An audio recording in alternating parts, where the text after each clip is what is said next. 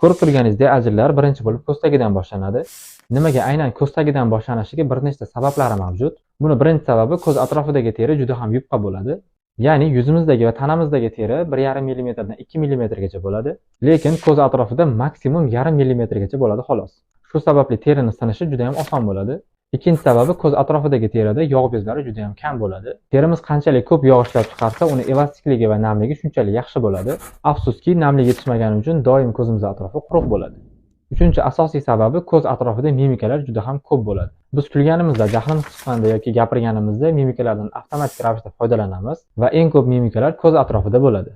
Ko'z atrofidagi teri doimiy buklangani sababli ulardan osongina izlar qolishni boshlaydi va bular vaqt o'tib chuqurlashib ketadi.